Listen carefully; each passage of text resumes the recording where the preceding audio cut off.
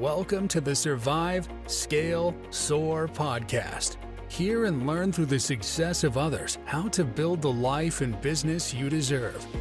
Learn to overcome failure, what it means to seek out growth, and how to become the best possible version of yourself. And now, here's your host, coach, entrepreneur, husband and father, and author of the #1 best-selling book, Survive, Scale, Soar, Jeremy Williams. Have you ever wondered if you can do more? Do you feel like you have all the tools and training, yet it just doesn't seem to come together for your real estate business? These thoughts are more common for real estate agents than it is ever talked about. And I can help you. Learn what hiring a coach like me can do for a savvy real estate person like you. Visit redhawkcoaching.com/coach. Complete a quick form to let me know you're interested in learning how coaching can help you and your business starting today. Again, visit redhawkcoaching.com/coach. Remember, the first step to getting different is taking that first step. I look forward to our conversation.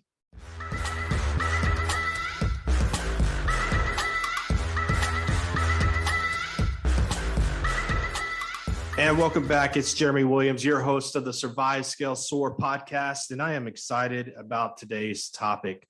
It's one of the 7 success strategies that I have provided in my book, Survive, Scale, Soar, the Entrepreneur's Guide to Building the Life and Business that you deserve. So it takes hard work. I'm sure you're out there and you're reading books and you're listening to all these gurus out there telling you on social media, they're saying, oh, it's easy to do this, whether it be in the field that I coach in, primarily real estate agents, or any type of business. They make it seem like it's easy, that they're working smarter, not harder, which there's some truthiness to that. Yet at the end of the day, anything worth achieving, anything big that you're going to achieve, whether it's in business or in life, if you're looking to lose weight and get back into optimal shape, it's going to take hard work. It's going to take disciplined work. There's so many books out there, and the 4-Hour Work Week is one of them that I'm just not a big fan of. Yes, I know and understand that the premise of the book is that you want to focus the most important work and task within a period of 4 hours a day. Yet I would challenge that in anybody that's really grown something to an enormous size, a giant business. They're working hard. They're working and putting in a lot of hours. And I think social media is the biggest root cause of this mindset that I think a lot of people have today, that they don't really have to work hard for anything and that it'll be given to them. And it's such a sad mindset because it's a limitation that person is putting on themselves immediately, saying, well, I don't need to work as hard as I should be. Or if I just put in this amount of effort, I'll get X results. And the reality is a lot of those individuals that go out there with that mindset and start a business with that mindset, they're not going to go very far. Now, I work in the real estate industry where there's an 80% failure rate within the first 6 months of starting the business. And I think a lot of it is rooted back into not truly understanding the amount of work it's going to take. There's other things, obviously finances and some other underlying factors. Yet a big part of it is they think that it's just going to fall out of the sky into their lap, that they don't have to work hard for the results. We're going to face challenges, and the challenges I think that we're going to face moving forward into the future is social media. I had a great conversation the other day with a pastor friend of mine, and we're talking about social media. I thought it was evil, and he's like, well, no, it's not really evil. It's, the people that may use it. And also social media gives the ability for somebody to be anybody they want to be. And if you don't have a relationship with that person, you may begin to believe that it's true. And so social media is kind of this fake world of relationships. We call them friends, but they're really not friends, all these other things. And I think sometimes on social media, some of these people that are having successes are talking solely about the successes and not about the failures, not about all the work that went behind it. My buddy Jay Papasan, he wrote the book The One Thing with Gary Keller.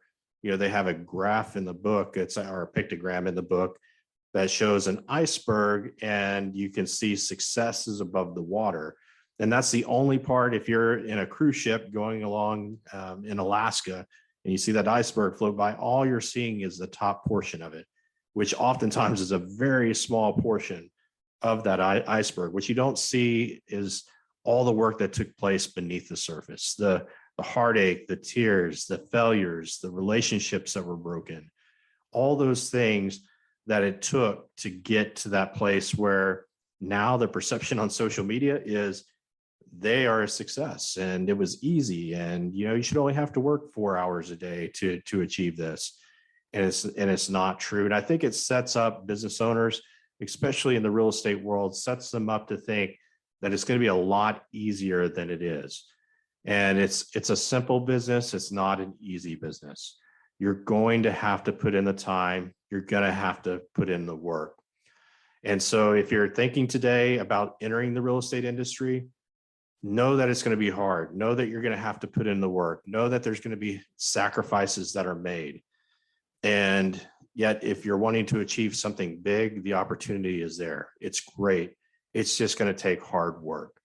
So be willing to put in the work, no matter what business you're in, no matter what you're facing in life. Again, we go back to the life side and talk about weight loss and getting into optimal health. If that's what you're working to achieve, just know that it's going to take time. It's going to take effort. It's going to take hard work. I think one of the other problems with that mindset that we have around hard work is going to fast food. Not something I'm proud of sharing, but I do go have fast food occasionally. I try to pick great things off the menu. It doesn't always work. Yet you can go up and order and then drive through the drive-through lane to the window, and within a couple minutes have a full meal prepared for you. And so it's that instant gratification. And we're looking for that. And I know we're all looking for that instant gratification. And I'm not saying it can't happen. When I started my sales career, on the first day, I listed a home. 2 weeks later, sold it in cash. It closed in another 2 weeks. I thought this was going to be easy. But it's that instant gratification that we're looking for. And it really sets us up for potential failure, because it takes the foot off the gas pedal, and you're no longer pushing yourself to go after that goal that you have in your business. So today, I really encourage you, if you're wanting something great, know you're going to put in the hard work and great things will come. When I get back from this commercial break, I'm going to share with you a couple stories around working hard.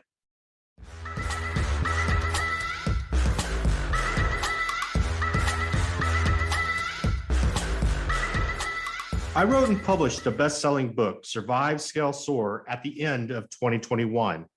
The original intent was to provide my children a blueprint to navigate the waters of this world. I wanted them to have a firm foundation to build upon for their personal success journey. Never did I think this book would go on to help so many people. While you can purchase my book on Amazon, I have a special gift just for you by visiting redhawkcoaching.com/success. Complete the form to get your hands today on these 7 success strategies that I have learned over the years through my personal experiences and the experiences of other highly successful business owners. These will change the trajectory of both your business and life. Again, get access today at redhawkcoaching.com/success. Don't pass on learning what others learned through their success and many failures. Get this shortcut today.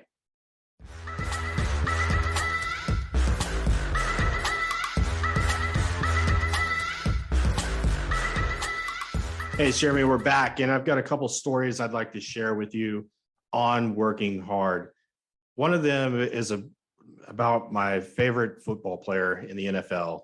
Unfortunately, no longer with the Houston Texans, but I don't blame him for moving. The Houston Texans are an absolute wreck, and they have been over the years.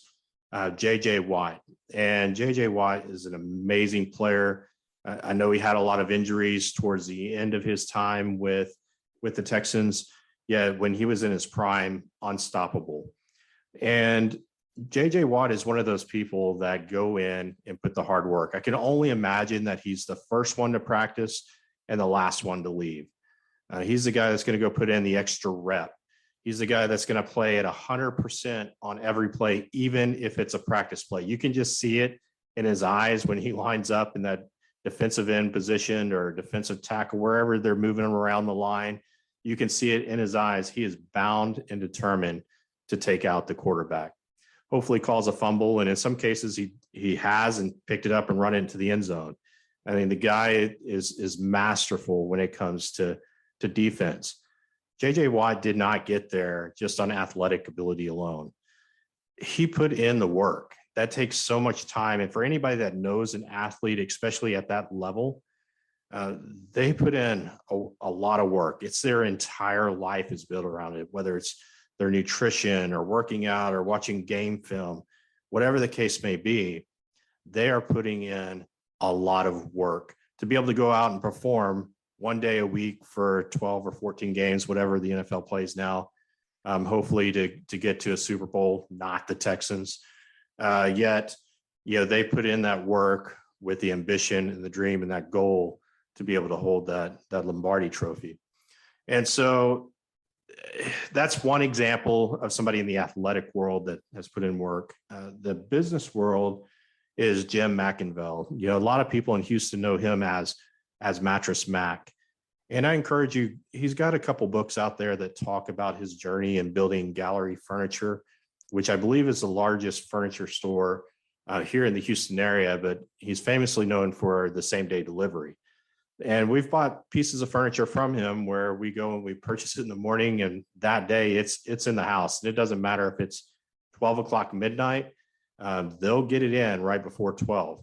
And he takes pride in that. And he takes pride in customer service. And it started out as him just bringing furniture back from Dallas, Fort Worth area down to Houston, and started really, I believe it was under a tent. And over time, he grew the business and grew the business and grew the business. And he spent hours. The guy, most would consider a workaholic. I just consider him passionate about his work. Now, if you go to Gallery Furniture off the 45 South Freeway, you're more than likely you're going to see Mac at the counter. He's talking to customers. He's talking to clients. He's working with his employees. He's just constantly at work. And I believe that Mac is successful because he does work hard.